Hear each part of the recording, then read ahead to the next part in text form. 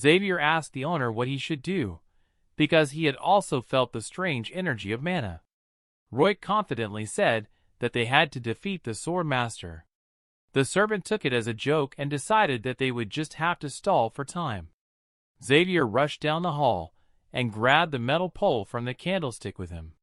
Gabriel said that they had 3 minutes, and Roy replied that this would be enough for them. The men rushed down the corridor toward the queen's room. Nearby, on the floor of the corridor, they saw the bodies of 3 men lying motionless. Kyle's eyes turned white, and he made a powerful swing of his sword at the queen. But the woman instantly managed to deflect and restrain the servant's blow. Kyle noticed that even in this state, the woman was able to block his blow 3 times. When the woman wanted to ask why he was doing this, her strength left her and she fell to the floor. Kyle's eyes were filled with cruelty and rage. He took another swing at the queen. But at the same moment, Xavier ran into the room and swiftly struck the woman servant with a pole. However, Kyle quickly oriented himself and was able to repel Gabriel. He was surprised that Xavier blocked his blow with a candlestick. At the same time, Gabriel concentrated to strike the ring with the highest vibration. The man didn't realize what it was, thinking it was some new and unusual way for mana to work. Xavier screamed furiously before striking. The sparks from the mana in his candlestick flew in all directions. Kyle took a step back and was frightened by the man's strength. While Xavier was distracting Kyle, Roy ran up to the queen with his hands over his head and asked if she was okay. The woman was surprised how they managed to do it. However, Roy immediately covered her mouth and put his hand on her stomach. The man intended to use Azrahan's method to absorb the mana from the queen. Meanwhile, Xavier continued to fight the powerful swordsman Kyle. Then Kyle decided to use his aura sword. As a result, his sword began to shine with a pink light. Xavier realized that only a true master can create an aura sword. And as soon as he finished, everything would be over. At the same moment, Xavier threw his candlestick toward Kyle. The latter was surprised by the pitch, but ready to accept it. In flight, Xavier tried to grab his pole to hit his opponent. The man grabbed the pole and intended to use his explosive kick against the kite. Xavier's sword was on fire from the force of it.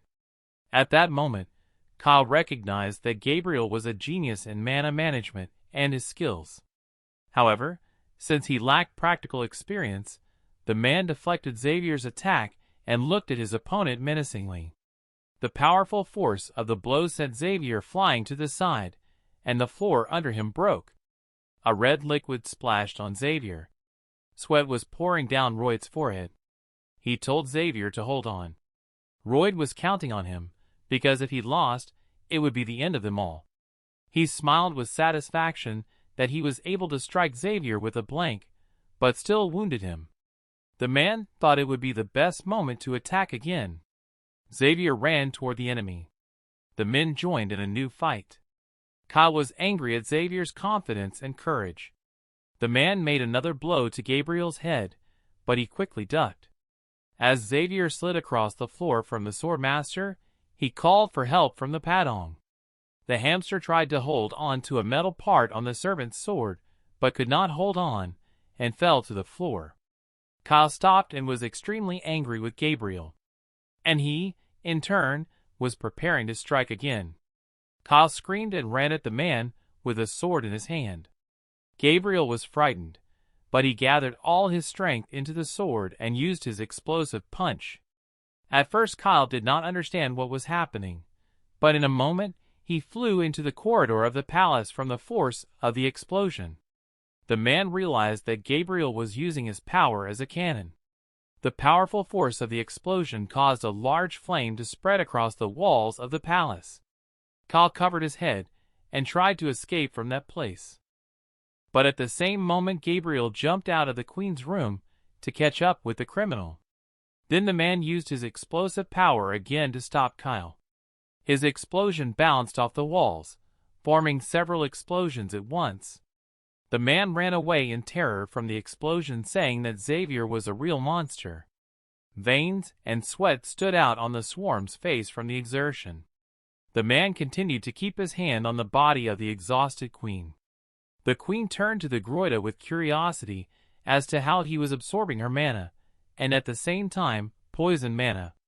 However, the man asked her not to speak because it prevented him from concentrating. To the queen, his tone seemed arrogant, but the royal asked that the queen be more loyal to him at this moment. A moment later, the swarm coughed, and red discharge suddenly flowed from his mouth. The woman was embarrassed by the young Frontera's actions. She could not believe that he was ready to save her even at the cost of his own life. At that moment, Kyle was in a dead end. The flames from Xavier's explosion were approaching him. Suddenly, the flames from the explosion burst into the ceremonial hall. The doors to the hall were blown out by such a powerful force. All the people were extremely frightened. After the flames, a large cloud of dust appeared, and Kyle froze in place, waiting for his opponent to appear.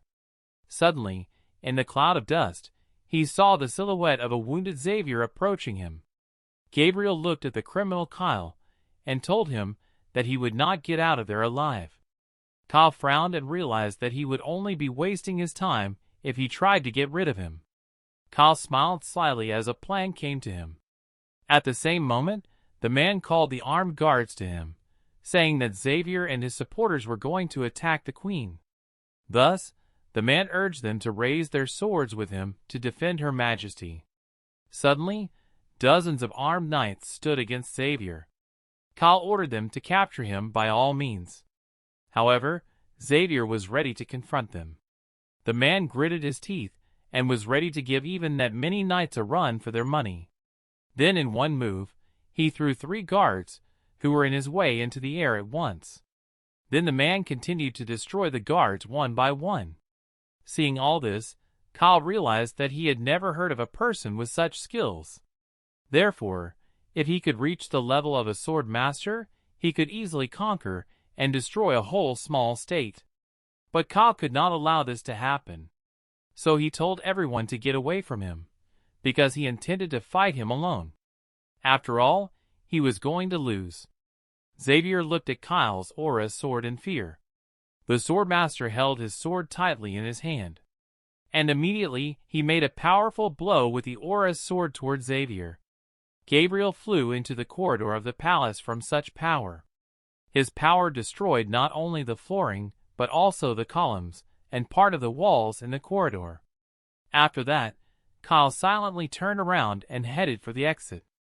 Xavier was lying on the floor, all mangled and exhausted. His clothes were torn and his forehead and body were covered with red spots. A moment later, Kyle confidently approached Xavier. Just then, the swarm finished absorbing the poison mana from the queen. The queen felt better, and at that moment she looked at the swarm. In addition to the protruding whines on his face and body, the man began to vomit violently right in the room. The queen said that if he continued to sit like that, he would die quickly. The woman told him to gather all the poison mana in one hand because it would help. The man agreed to this because he should have cut off his hand, because that is what she did to herself in the novel. Royd believed that there would be no harm in losing his arm. The only thing is that it would be inconvenient for him to dig with a shovel. The man concentrated all the poisonous mana in one hand and picked up a table knife. Royd intended to make an explosive stroke. In an instant, a powerful magical force was released from his knife. It was so powerful that it destroyed the roof of the queen's room and flew into the sky. Hearing an inexplicable explosion, Kyle stopped and listened. The man realized that it sounded like a powerful release of mana. Kyle realized that the young further did not even know what he had done. Suddenly Xavier got to his feet and stood in front of Kyle with a broken sword in his hand. Kyle couldn't understand how Gabriel was able to get up after a direct collision with his aura sword. Through the pain and sweat, Xavier said that he had taken an oath, and that was why he had to keep it. It was a quiet, peaceful, starry night. Xavier told his master that he was scared from the beginning to the end. Roy did not understand the servant's words. The men sat in front of the fire and shared their thoughts with each other. Roy asked what kind of nonsense Xavier was talking about. Gabriel replied that he, as a knight, had forgotten his duties and rushed to meet the Mega-Titan in defense of his young master. He was also disappointed that his master did not support him. He was sad because he wanted to trust the swarm.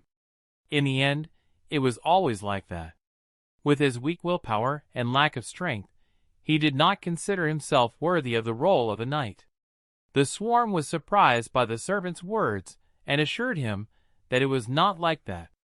The servant said that he would still face a 6-month pay cut. Xavier looked at the owner in silence. The men continued to sit by the fire. Gabriel suggested that the pay cut should be for 3 months. But Roy was not going to give in to Xavier. At one point, Xavier promised that as a knight of the young master, he would never again neglect his duties. Roy did not believe his words to be true as long as he was wielding a stick at the rich man. Gabriel, on the other hand, said that he was still keeping his word. Xavier already knew that his master possessed the 3 rings of the mana heart. So he had to catch up with him as soon as possible to remain a worthy knight. To do this, he had to become a sword master by the end of the year. Roy joked about the servant's desire by comparing his goal to losing weight. The men fell silent again. Roy then picked up his wand from the ground and addressed Xavier. He explained to him that each person has a limit to how much he can expand his mother's heart. Therefore, theoretically, he would not be able to grow any further even if he trained for 100 years. According to the man, the boundless ocean of mana is not so easy to polish. While Roy was drawing on the ground with a stick, Xavier immediately erased his drawing with his foot. Xavier realized that this time, he would be able to do without his master's help. He decided that he would no longer rely on the swarm master. Using only his own strength, he intended to become a worthy swordsman. After all, when he fought with the kite, he also relied on his own strength. And when Kyle struck at him again with his sword, Xavier was able to avoid him. Carl was very surprised by this because any other body would have been shattered into pieces when it met his sword of aura. Then Kyle asked him if he had strengthened his body by connecting all his mana.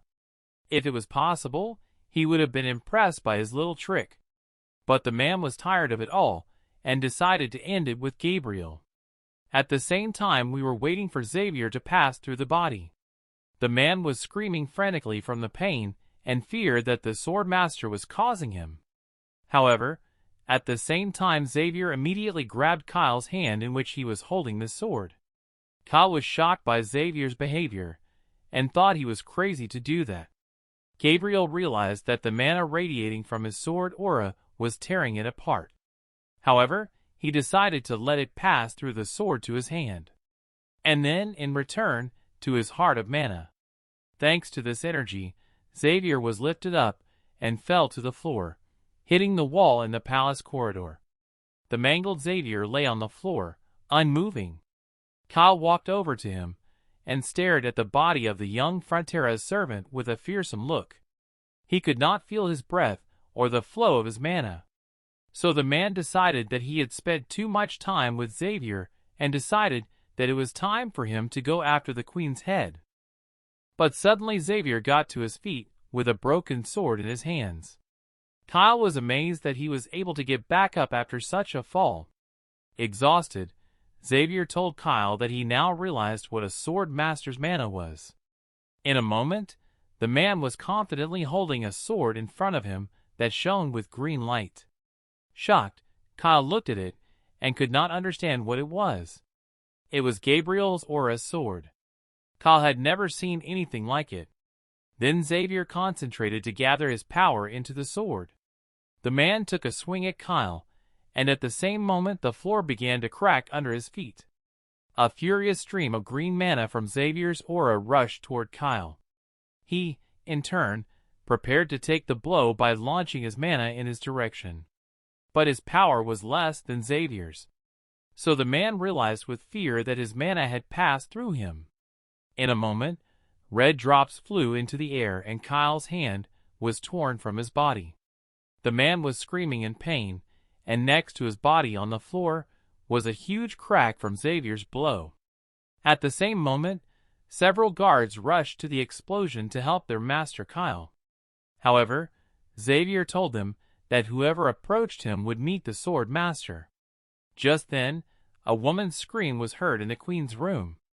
At that moment, the queen was sitting on the floor next to the sword master and asked him to open his eyes.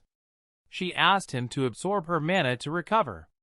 The woman was nervously shouting at Frontera because she could not afford to lose such a talented man as he was. Suddenly, the swarm opened its eyes and looked at the worried queen. The messenger informed him that he had survived the poisoning.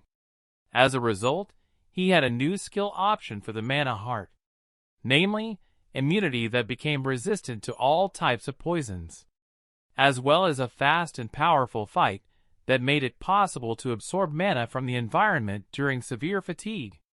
Roy started to smile because he was glad to have such cool new skills. The queen did not understand his expression and slapped him on the forehead.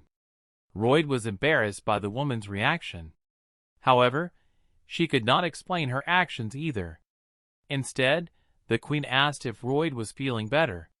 Although his legs were shaking, he had to get up to help Xavier as soon as possible. After all, now that he had discovered a new skill, he had no choice but to try it out. Then the man began to absorb mana from the environment in front of the queen. The man used a quick, powerful struggle. And the queen, with extreme delight, did not understand what was happening. Then the swarm began to suck mana from all the space around it. The queen panics for a moment as her mana is absorbed at an exponential rate. Is being absorbed exponentially, but calms herself down and offers her mana to the swarm. The swarm wakes up again and finds the environment depleted in his hard mana level, which has increased to that of a low-ranked sword expert. Next, he unlocked the frenzy skill, which activated the berserker mode for 60 seconds, in which his strength, stamina, and reflexes increased by 200%. Suddenly, the swarm noticed that Her Highness was exhausted. In a panic, the Empress tells him that she will ask about the details later, as the first priority is to apprehend Kyle. Roy carried her at her request, and the two of them went to Xavier's aid, only to find him with a sword in his hand, and Kyle on the floor without an arm. The queen ordered the guards to lower their weapons before ordering an investigation of everyone who was at the banquet. As the Empress leaves, Roy asks Xavier about his bonuses, and gets a little annoyed when he casually brushes him off. Then a messenger appeared and informed the swarm that he had fulfilled a hidden condition and unlocked the system of add-ons, according to which any earned achievement leads to an honorary title, and each title is accompanied by its own bonus skill. In addition, at midnight of each full moon, the swarm received a certain number of points to add to the list of fancy titles that fit his face. He chose a title related to the events in Cremo. Later, after the investigation, Roy returned to his room, where Julian asked him if they had found the man behind Sir Kyle. It turned out that he had caught the people who were plotting against him, but the confession spell did not work because it was blocked by a protection spell. Roy realized that the plot was moving too fast, which made his knowledge of future events more unpredictable. Julian asked about Xavier and learned that he was summoned separately by the queen because he had become a sword master. Julian was instantly shocked to hear that he had become a swordsman. In the hall, the queen addressed Xavier and told him that the position of captain of the royal guard was currently vacant, and then the woman ordered him to stand next to her and take the captain's place. However, Xavier instead asked the Empress for forgiveness, saying that his Baron Arcos was with him, and he could not leave his master. The queen said that this was an order, and that disobedience to an order was tantamount to treason. Xavier then asked her to allow him to send a farewell letter to the Baron. After that, the Empress realized that Xavier would rather die than serve her, so she allowed him to leave. Xavier went out to find Julian, who asked her what she had said. Xavier replied that he would always be a knight of the Frontera family.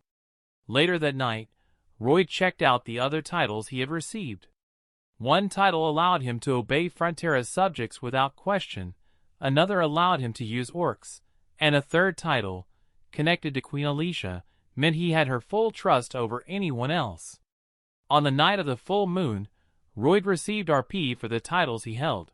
Then the man decided to check out the ending spoiler reward where he could spend RP to see the final scene for the storyline. He clicked to see it. Roy ran around and found himself in the future. The man moved to the place where the fire was burning the neighborhood and immediately tried to find a sign that would show where the place was. And he realizes that it is the Frontera estate. Houses and trees are in ruins. Not far from it, he also sees that people are dead. Something is eating them. He runs around to see what's happening in the manor and calls out to anyone who can hear him. And no one answered. So he turned to the system, asking what kind of ending this is, wondering if it would end like this. Suddenly, he stopped and saw two people standing right in front of him. Then he and Xavier, watching the death of the Baron and Baroness. Roy also saw himself from the future, where he wished he had come a little earlier. He was crying, apologizing for not being able to protect anyone. He was angry looking at the ruined ending, and so he started shouting at the system, asking what kind of ending it was. Suddenly, a huge swarm of giant locusts appeared behind him. Roy knew about it, but wondered why it appeared at the exact moment when Xavier appeared and was about to meet the swarm of locusts. With all his anger and the power of a sword master, he struck the swarm with his aura sword, cutting through the red sky. But he was not able to get rid of all the locusts. Swarms kept coming, and the bigger they got, the more time passed. Eventually, even with the power of his newly acquired sword aura, Xavier Azrakan dies, eaten alive by a swarm of locusts, along with his master, Swarm Fronter, and the entire northern part of the kingdom. The swarm woke up in horror at the sight. He asked the messenger what he had just seen and added whether all this would happen. The messenger did not confirm whether it would or not. Instead, it told him to think about what he would lose if he was wrong. So he immediately ran to the palace, because he knew that he himself had said something in the future in a spoiler. If only he had come a little bit earlier. He doesn't know how much a little bit earlier is, so he needed to get to the estate as quickly as possible, because he knew the exact cause of this swarm of locusts. He talked to the queen and explained that the entire region of Cremo would be turned to mud. So the swarm asked Alicia to mobilize the troops and prepare for this unprecedented disaster. Alicia was surprised that the swarm's words came out of nowhere, so she asked him to explain everything in detail. Roy explained that this was the work of their people's enemy, Asfahan. They were trying to create dominoes of these monsters to drain the kingdom's strength. In addition, they are pushing the monsters out of the eastern desert, taking away their habitat, causing the monsters to move westward and chase another group westward. They are being pushed out like dominoes, and these monsters will wreak havoc in their eastern region. Roy internally believes that this incident should happen no sooner than 3.5 years from now, and it should take place much further north than the Frontera estate. He didn't know why the timing and details of this event had changed, but he didn't have time to worry about it now. Although Alicia thought there had been some movement from Asfahan in the eastern desert, she asked the reed how he could know about the movement of their nation's enemy. This shocked him, and he tried to find a way to explain his deep knowledge. She knew that the Roid was hiding too much from Alicia, because she found him more suspicious than Asfahan.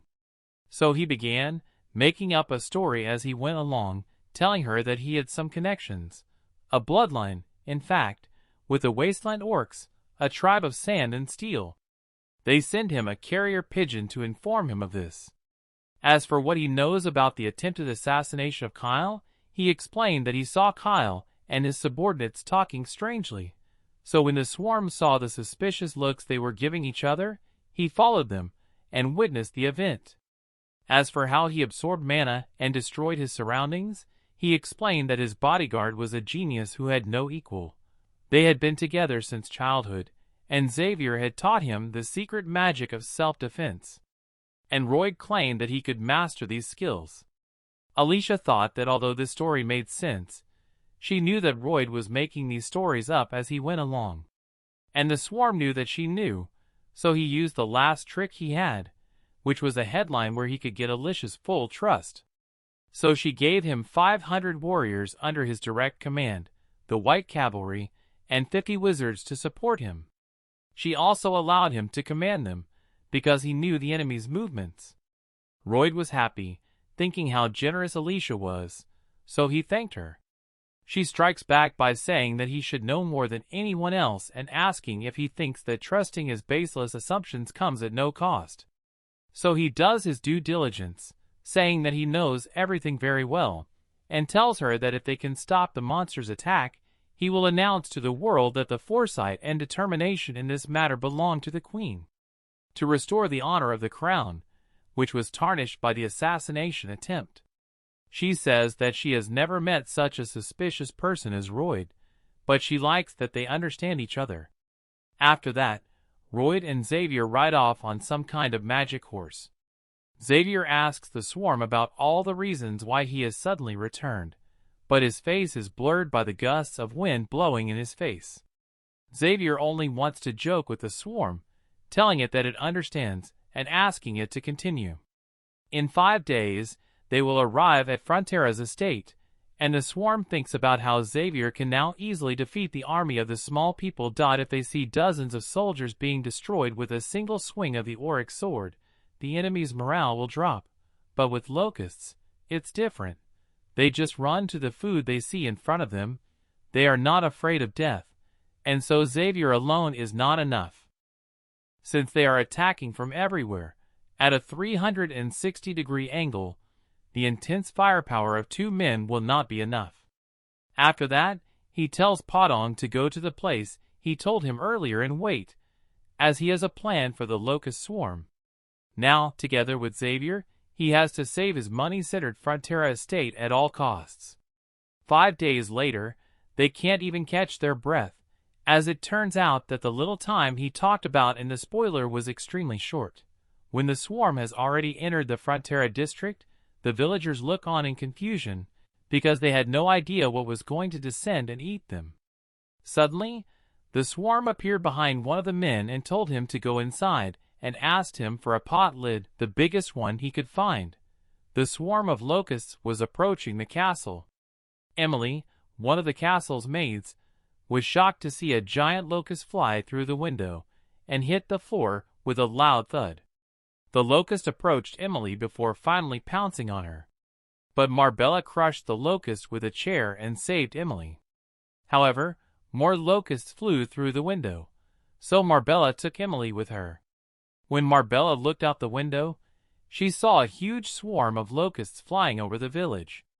She was so shocked that she couldn't move, and then Arcos came out of the other corridor. He told them to follow him outside to meet Byron and the other knights. They ran to the front door, but when they got outside, the swarm was already outside the castle and saw them. Meanwhile, Byron ran away from the swarm and ordered all his men to gather in the castle. Then he looked to his right and saw Mikhail, who was fighting with the locusts that had swarmed him. The castle is closed, but the people who live there are having problems. Byron is still trying to figure out what to do, but then he remembers what Arcos told him, to always put people before lords. Byron pulled out his sword, gritted his teeth, and helped Michael by cutting the locusts in half. He ruthlessly killed every locust in his path and ordered Michael to stay with him. Meanwhile, Arcos struck one of the growing swarms with his pickaxe hammer and destroyed it. To keep his word to the swarm's family, he roared at his men to fight for the townspeople. Byron, Michael, and the orcs were determined to defeat the locusts. But soon they were outnumbered, and Byron could only watch Michael and let the locusts bite him. When the locusts got close, the helpless mother panicked for her child's safety. The people in the city fought with everything they could find, and Arcos kept fighting even though the locusts were biting him. The orcs defended Arcos, Marbella, and Emily in the castle. Suddenly, a loud sound came over the village, and the mother helplessly began to defend her child. She doubted whether she had heard correctly until the sound came again. As soon as the locusts realized, they stopped attacking the villagers. The sound came again, and the swarm of locusts took off. The swarm screamed and cursed the locusts, yelling at the top of his lungs. Xavier swung his sword and struck it in the middle of the large lid Lloyd was carrying until it made a loud sound. Holding the lid, the swarm continued to shout at the swarm. Meanwhile, Xavier was frantically swinging his sword at the lid of the pot. The swarm began to chase them, making more and more noise. Soon the swarm thickened in the air and flew after the swarm and Xavier. It didn't take long for the locusts to leave the castle and start chasing the rest of the group. Meanwhile, Arcos and Marbella immediately recognized the swarm's voice shouting in the village. The swarm began to form a large figure around Royd and Xavier. Royd was right when he said that the locusts were following them in a straight line. Royd was glad he was right and told Xavier to walk around the residence. The farmers were shocked to see a huge swarm of locusts following them. Lloyd then told Xavier to hit the lid harder, and when Xavier did, Lloyd nearly fell off his horse. Then the swarm began to complain, but Xavier was only amused. He told the owner to prepare for the next attack without any regrets. The young frontier knew that locusts are attracted to loud noises because he had read about it in a book. When he told Xavier that they were going to Lacona, the servant asked if he wanted to help them too. Then a window appeared in the messenger window that showed that Xavier's approval had increased, giving him more RP points. But then the swarm screamed, saying that he didn't want to lose his water bill. At the same time, the swarm was surrounding the castle in Laken, and the Viscount tried to defend himself. Then he heard the loud ringing of a gong, and before he could even realize what was happening, Royd and Xavier on horseback were breaking down the door. The Viscount was angry with Royd for breaking into his mansion, but Royd warned him not to be late with his water bill. Xavier was obviously frightened by his master's threat, and he rang the bell again. A loud sound resounded in the castle. Then Lloyd and Xavier immediately took off, and a large flock of locusts followed them. Xavier asked the owner if he had gone to the buildings on purpose to gather the swarm. Lloyd replied that he planned to annoy the Viscount. When Xavier heard these answers, he was too shocked to say anything. They rang the lid again, and the swarm followed them. Royd confidently shouted to everyone to clear the way. Xavier asked the swarm to stop shouting for no reason to conserve their energy. However, the swarm said he wanted everyone to know that he had saved them because he wanted everyone to give him credit. Xavier was again too stunned to speak, thinking Lloyd had a few cogs loose in his head, but he knew they had to continue the mission and go to the Merit's marshes. Lloyd was shocked when he saw the swarm approaching them. He immediately told Xavier to defend himself as he had done behind the lid, but he had a mind of his own and rushed forward, channeling his mana through his sword and preparing to attack the swarm. Xavier managed to kill a lot of locusts while Lloyd tried to stay still as the swarm of locusts slammed into his lid, and it didn't take long for Xavier to split the swarm as they ran away from him. The swarm then joined the one behind it. As a result, the swarm became larger, and Lloyd took this as an opportunity as they formed one pack. But when they reached the middle of the ground, his horse began to feel tired. Lloyd knew they would be in trouble if he kept pushing his horse, so he threw back the cover and told Javier to get ready. And before Javier knew what Lloyd meant, he immediately jumped off his horse and onto Javier's back. On Javier's back, saying that Javier was now his horse and ordered him to run. Javier was visibly annoyed, but he knew what to do and immediately jumped off his horse. Javier landed perfectly on the floor, but Lloyd teased him by treating him like a real horse. Javier was getting more and more upset. Then Xavier decided to run as fast as he could, even though he was still angry. he was able to get a few feet ahead of the swarm while he carried the swarm. But the swarm had already caught up with him and was closing in. Lloyd immediately called for Jingle and Hippo, who jumped off Xavier's back and followed him to a small ditch. Belle and Hippo were waiting on the other side of the field. Hippo had a mouthful of water, ready to spit it out at any moment. And as soon as the men dipped into the ditch, the Belle immediately jumped out of the river and into the air. The Belle farted fire at the approaching swarm, followed by a loud explosion that shook the neighborhood, killing all the locusts in its path. The number of locusts was completely and instantly cut in half in one swift action. The fire trail left a huge black smoke in the air that could be seen by other people from a distance. The swarm then ordered the Belle to continue the attack on the swarm, and Hippo stood in the field with his big body and spat liters of water on the locusts. Some locusts broke in half because the water from Hippo was so strong. The last attack disoriented the swarm, and dead locusts fell like rain from the sky. By then, Royd and Xavier had already climbed out of the ditch and were watching what was happening. Then the men put all their strength into a shovel and a sword and prepared to exterminate the locusts that still managed to survive. They splashed their mana into the rest of the swarm with a bright red and green light. Their powers intertwined and killed most of the locusts, instantly destroying all the locusts. Their blast reached the back of the swarm and lifted into the air. More locusts fell to the ground. When they were done, Lloyd fell to the ground because he was very tired, but Xavier was still fine and worried that there were still many locusts left. Dozens of locusts were still causing trouble in the city, and most people were afraid of them. However, Royd told the servant not to worry because the cleaning team was already prepared. Meanwhile, Padong was walking through the forest. Padong stopped at the edge of the forest, and behind him were 300 warriors from the Orc tribe, including their leader. And in front of them, other horses stopped on their way, and they belonged to troops of white cavalry and wizards. It was a clean team that Royd had prepared. Royd told Xavier not to worry about the locusts anymore, and started thinking about the domino monster. Lloyd looked at the sky and realized that this life has endless obstacles. Meanwhile, the leader of the white cavalry raised his horse and ordered his soldiers to kill the rest of the locusts.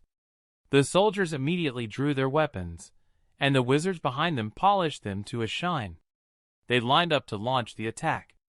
The cavalry instantly destroyed dozens of locusts, while one of the orcs used a branch to kill a locust. He stabbed 2 of them with a single blow and then threw them on the fire to cook while the other orcs cheered. Once the locusts were cooked, they immediately ate them while the other orcs sang about their high-protein meal. And in the middle of all this fun, Emily is interrupted by one of the orcs with red hair. She was holding a flower in her hand. Then she gave it to the orcs as a sign of gratitude for saving her life and quickly ran away. The orc blushed as he looked at the tiny flower in his hand.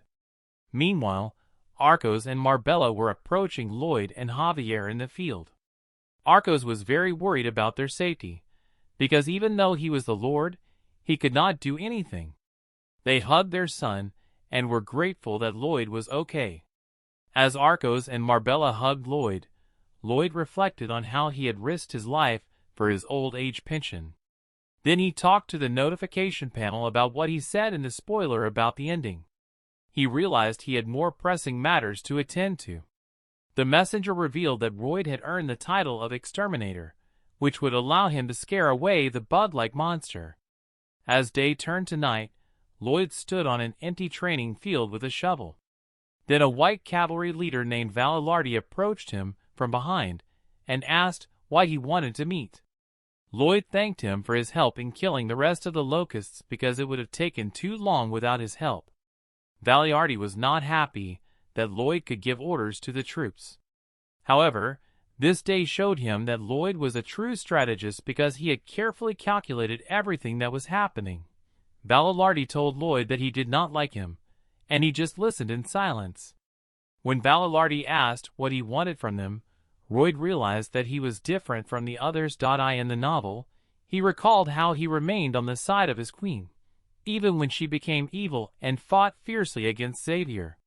There, Xavier was not yet a master of the sword, so he had a hard time fighting before eventually defeating him, and as Xavier looked at him as he was dying, he asked a favor of Xavier. After he died, he asked Xavier to stop the queen. Royd realized that he had a strong loyalty and was a potential asset. Lloyd smiled at Valiarty. He knew he needed clarity, so he challenged him to a duel. If he wins, the cavalry will become the engineer corps of their estate. If he lost, they could return to their queen. Valiarty was shocked by his request, but laughed, saying that Lloyd may have seen this coming all along. He told Lloyd that only the queen could give him orders. Lloyd replied that he could give him orders because the queen had given him command of the cavalry. Valiarty was furious at this, but Lloyd told him that if he gave him orders all the time, he would give him orders all the time. He would have no respect for Lloyd, so it was better to earn it in battle. Then Valiarty took his sword from his belt and asked if Lloyd had any weapons. Lloyd replied by picking up a shovel. Valiarty walked around Lloyd, knowing that it would be better if he did not draw his sword so that no one would get hurt. Meanwhile, Lloyd knew he couldn't win, even with a triple heart circle. Lloyd watched his every move and thought that the only weapon he could use against him was knowledge of his character. Valiarty stood in front of Lloyd and told him that the rules had to be changed because this was not a knightly fight. He told Lloyd that if he flinched, Lloyd would win. Lloyd agreed, putting all his strength into the shovel and preparing to attack. His face looked even more terrifying under the bright red light. Valiarty visibly shuddered when he saw the power Lloyd poured out before Lloyd splashed all his mana at him. He immediately ran away from the great fire that could have incinerated him in an instant. The blast of Lloyd's bomb flew across the city and blew up the top of the mountain, sending a huge shockwave. When Valiarty looked through his burnt cloak, he saw the mountain engulfed in flames and smoke billowing into the sky. When he saw that part of the mountain summit was missing, he turned and looked over his shoulder, afraid of what Lloyd might do next. But Lloyd was just lying on the ground, his body shaking. Lloyd laughed, because he knew that the best soldiers of the White Cavalry would become the engineer corps of the Frontera barony. The next day they were all digging a ditch together. One of the soldiers angrily threw down his shovel and immediately ran to Valiarty, complaining that the knights should be on the battlefield, not doing hard labor. But Valiarty told him that this was not an ordinary request. He recalled that Lloyd had said that sometimes it was more honorable to use a shovel than a sword. He dug up the ground and threw the dirt behind him, telling his soldiers that he wanted to know what Lloyd meant. Meanwhile, Lloyd and Xavier stood on the edge of the cliff. Xavier asked him if his plan would work, and Lloyd assured him that the orcs had taught him the orcs, so his plan would work. He smiled and told Xavier to sit and watch while the other workers were tied to the rock as they carved the rocks. It turned out that dozens of men were working on a massive monster figure on top of a massive monster figure on the rock. And the next morning was quiet. But soon, something like an earthquake swept through the barony. It started small, but grew stronger and stronger. Soon furniture began to fall and families held on to each other as the tide rose. Hordes of four-legged creatures ran and made the ground shake so hard that the whole town feared their houses might collapse. But everyone believed that Lloyd would protect them. Meanwhile, Lloyd was climbing a huge white rock, and from the top he could see a cloud. A big cloud of dust coming toward him from the middle of the forest. He held a blue and white flag as he watched the approaching hordes. In contrast, Valiarty and his cavalry watched the dust coming at them. Valiarty doesn't trust Lloyd at first, but when he sees the huge horde of mastodons, he realizes that Lloyd is right. The mastodons were trampling the forest and destroying trees. Valiarty recalled his conversation with Lloyd when he told him that the circle of dominoes were mastodons. When he asked Lloyd to prove his theory, Lloyd continued to avoid the question, and he was unable to get a straight answer. But now that he was leading the troops, he knew it didn't matter, because Lloyd was right. He put on his helmet, deciding that now was not the time to think about it. He remembered the strategy to stop the horde. He and his warriors would run ahead of the herds to take the front of their line. And once the horde stopped, they would surround and attack them one by one. As Valilardi sat on his horse in full armor, he predicted that 20 of his soldiers would die. Then he overheard a man talking to one of the warriors about how he was going to propose to his girlfriend when they got home. But in the worst-case scenario, he could only leave his spear for her. But that's the price you pay for being a soldier. Valilardi ordered all his men to get ready and go forward, but the man stopped him before he could leave. He was going to enter the battle without any armor, and even if it surprised Valilardi, Byron was already used to Lloyd's strange requests. Byron told Valilardi that he was there to decipher the message of Lloyd's flag from the top of the white cliff. Suddenly, Lloyd fluttered his flag, and Byron noticed it immediately. The signal meant that Lloyd was calling for the white cavalry. He then waved the flags many times and ordered the soldiers to move quickly to the southeast corner of the village. Valilardi was excited, knowing that their strategy had changed. Their current position was ideal to stop the attack, and if they moved to a new position, they would have no chance of stopping the horde. Then Bavaria looked at Lloyd, who was waving his flags. Lloyd practically threatened to report them to his queen if they continued to argue. Valilardi wondered if this plan would work.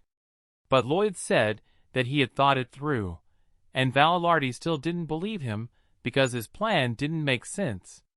But the hordes are approaching, and Lloyd began to make a sign. Lloyd has raised both of his flags because it doesn't look like the hordes are going to stop.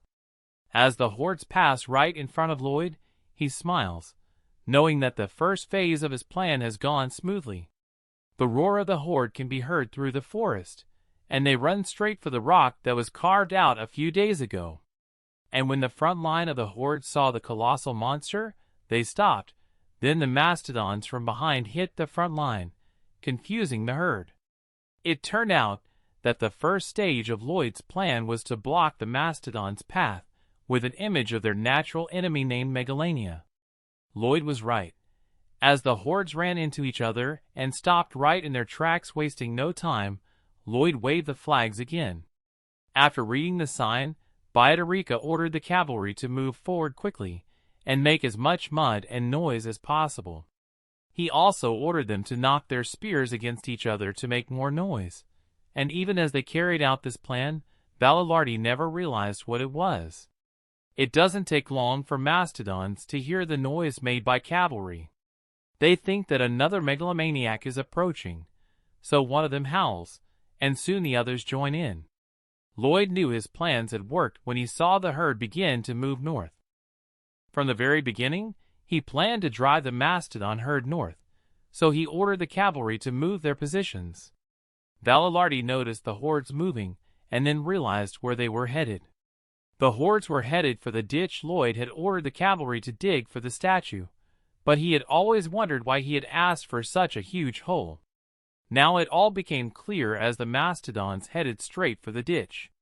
The third phase of Lloyd's plan was crowned with success when the hordes fell into the ditch, and he immediately waved his white flag. And shortly thereafter, Hamon appeared in its gigantic size. Lloyd proudly proclaimed that he had successfully recreated an old battle strategy in Korean history. Hippo poured the water contained in his body into the moat, and thus drowned the horde. Lloyd happily threw away his flags and posed in victory. Both Byron and the cavalry looked on as he once again proved himself a master strategist. Meanwhile, the hordes were being carried into the water like leaves down a river. However, some of them managed to get out of the water, and Valilardi watched from above. He could not believe that they had won without even putting up a fight. Suddenly, Lloyd sat down next to him and said that they would not go back now, because they knew that there were megalomaniacs there, and thanks to them, they had a new canal. Valiarty asked Lloyd if he planned to use it as a waterway. Lloyd replied that he hadn't thought about it at first. This reminded Valiarty of the time he went into combat and had to tell his family that they had lost a man, and he could only raise his dirty spear and say that her husband had died a brave death in battle. He then told her that her husband would be remembered forever, but that did not ease her pain. He saw her break down over the loss of her husband, and the number of soldiers at the cemetery continued to grow. The other soldiers were saddened by the deaths of their friends, but Valiarty ordered them to waste no time, and they began training. When it got dark, the graves became wet, and it started to rain. Valiarty sat on the ground, mourning his soldiers, and thought that the more they talked about valor or honorable deaths, the more they lost meaning. Deep down, he knew that death does not bring honor, it leaves unbearable pain for those left behind. Now the soldiers were rejoicing, and one of them told the man to invite them to his wedding. This was a new sight for Valiarty. Then he heard Lloyd and Xavier discussing the possibility of fighting more waves of attacks. Lloyd told Xavier that large plans, like the one they used for the mastodons, would be expensive, so he wanted to share what he had in mind. Xavier thought that Lloyd already had a plan to save money. However, Valiarty stopped Lloyd before he could tell Xavier about his plan. Valiarty told Lloyd that the cavalry would help him with his plan. Lloyd asked him why he had changed his mind so suddenly. Then Valiarty said that he realized how bad his leadership had been, and had just seen what a real victory looked like. He immediately threw off his cloak. He knelt down before Lloyd, swore allegiance to him, and took lessons from him. Soon the rest of the cavalry knelt down as well, and Lloyd sighed. He said that he was going to beg Valiarty to stay and help them, because he knew he could not execute the plan without them.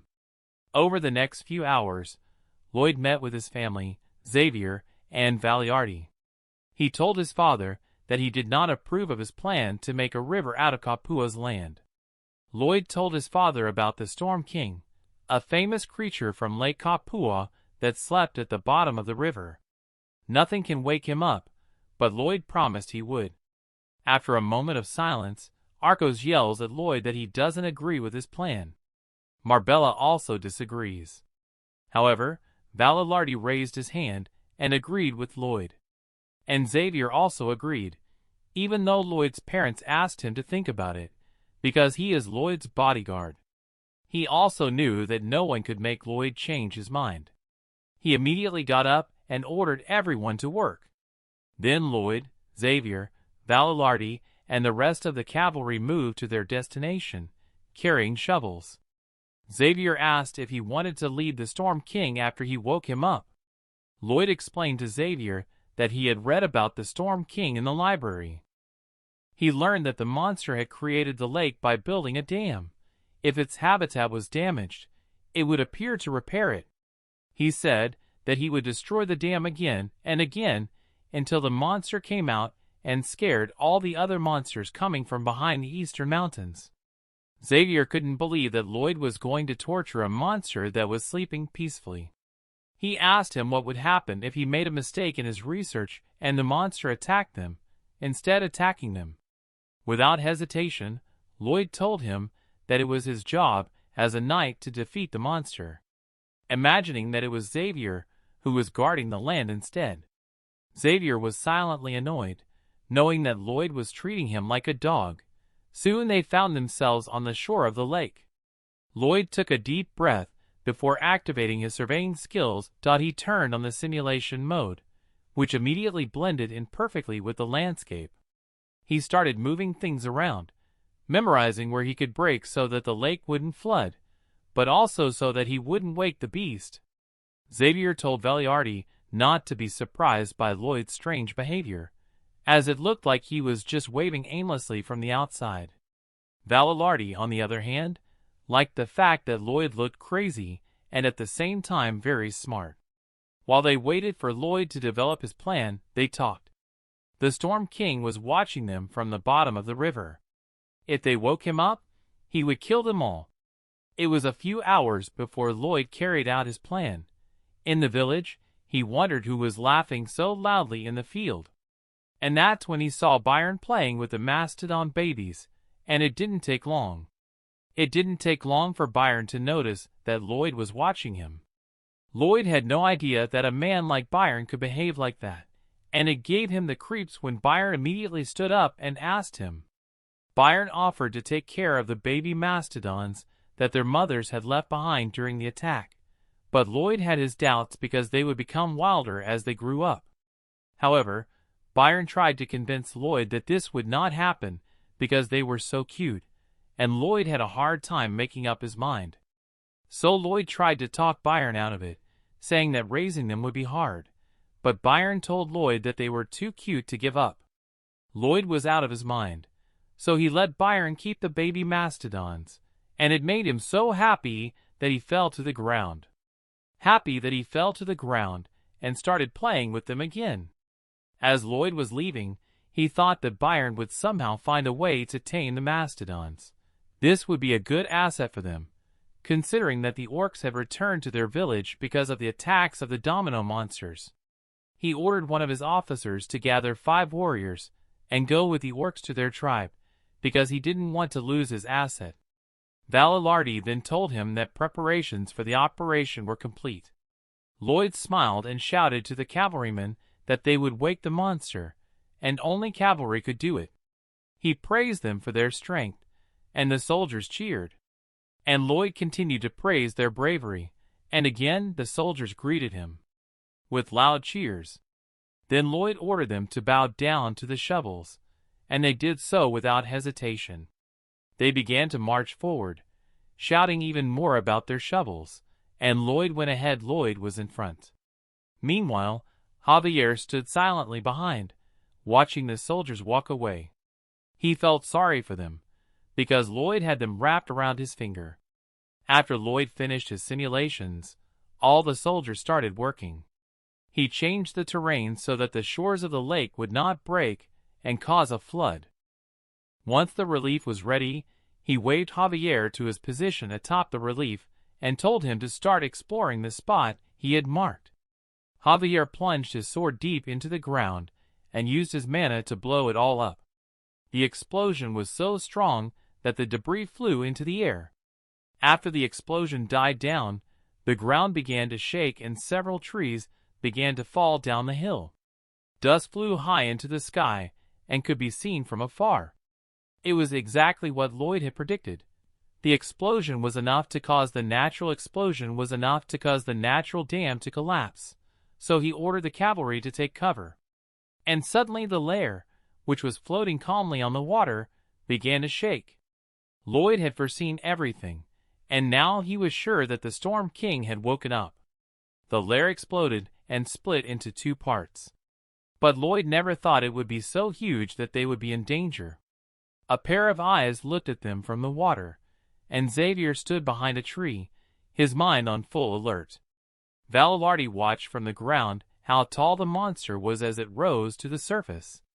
The water burst and Lloyd was confused to see that the monster looked like a beaver. Meanwhile, all the soldiers, including Valalardi, were also shocked, but not at how scary it was. That it was scary. They all thought it was magical because the monster was screaming something that no one could understand except Lloyd, and the beast was furious. Looking at the monster from the ground, he wondered if it wasn't a summoned creature like Podong, Bell, or Hippo. Nevertheless, Lloyd is now more confident in his strategy, considering that the beaver's main job is to repair dams. Suddenly, the Storm King turned and looked at Lloyd, causing him to crouch lower to the ground, hoping he wouldn't be noticed. The Storm King spoke, and Lloyd understood him perfectly. He knew where he was hiding because he could smell him. He told him that he would not just fix the dam, but kill them all because they had disturbed his peace. Lloyd began to sweat, knowing that the Storm King was smarter than he had expected. Valalardi approached Lloyd and asked him what to do next, but Lloyd was scared and couldn't put on a serious face. The Storm King angrily scooped up water with his hands and splashed it on everyone. The cavalry tried to escape the great wave of water that would have covered them if they had not moved to a safe distance. However, they were too slow, and all of them drowned, except for Xavier, who immediately jumped out of the water. His sword flashed with bright orange fire as he channeled his mana into it and threw it toward the Storm King. But the Storm King was quick to deflect the attacks, so Xavier changed his strategy and aimed to kill him. His sword glowed bright green as he prepared for his next attack. He swung his sword as high as he could to get the right momentum for the strike. At this point, Lloyd yelled at him to stop because he had a plan. Xavier spotted him and stopped immediately, while Lloyd knew his plan if the Storm King was a summoned creature. Xavier was still hanging in the air when the Storm King was about to attack him, but he quickly swung his sword. And his explosion hit the Storm King instead of him, and this made him angry. The Storm King tried to catch Xavier, but he quickly dodged and attacked the Storm King at the same time. Meanwhile, Lloyd was able to swim slowly behind the Storm King. He was glad that Javier was able to distract the Storm King long enough for him to get close to him. But suddenly the Storm King turned, and he immediately dove underwater. Lloyd realized that the Storm King was very aware of his surroundings, and he needed to be careful about approaching him. Meanwhile, Javier tried again to attack the Storm King with a powerful explosion. But the Storm King waved his tail and blocked the blast. But Javier wasn't done yet, because he quickly switched to his aura and attacked him again.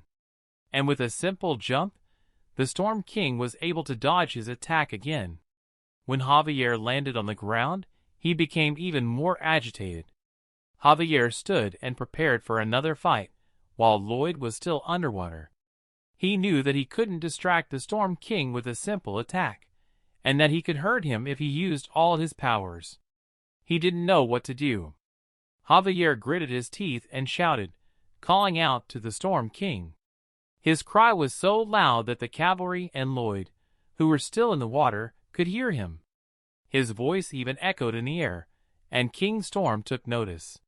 He was disappointed that Javier had unconsciously called him a mother, even though he was actually a male. But that didn't stop Xavier from speaking in his own language, because it was a good distraction. The Storm King had no idea why Xavier called him an octopus baby and acted like a bully, but Xavier, who of course did not realize he was yelling, kept talking and yelling. It wasn't until Xavier unknowingly called the Storm King ugly that he let his guard down, and Lloyd couldn't climb on top of him. When the Storm King noticed Lloyd, he was already on his head. He could not reach Lloyd because his arms were too short. Suddenly Lloyd jumped off his head. He flipped over in the air and threw a blue sunflower seed at King Storm. It was the same seed that Podong had eaten to make himself smaller. The seed landed right in Storm King's mouth, and while Lloyd was still flying in the air, he wished his plan would work. The effect of the seed was immediate, and the Storm King became smaller immediately. Lloyd was happy that his plan had worked, and the Storm King, much smaller, came to the river bank. He was surprised to see that the tree had become so big, and someone had grabbed it. Lloyd picked him up off the ground and held him tightly, with a terrible expression on his face. However, the Storm King tried his best to get out of Lloyd's hands until he managed to hit Lloyd in the face with his tail. Storm King managed to escape from Lloyd, and he immediately ran away. It was hard for the cavalry to catch up with him, because he was moving so fast, so Lloyd told Podong, Bell, and Hippo to follow him. Podong was able to outrun King Storm, but King Storm threw a jab, hitting Podong in the face. Instead, the battle in the challenge realm was interrupted. The blow made Podong angry, so he struck back and hit Storm King with all his might. They became angry with each other and began to fight. Hamlong saw this as an opportunity and wasted no time in attacking Storm King.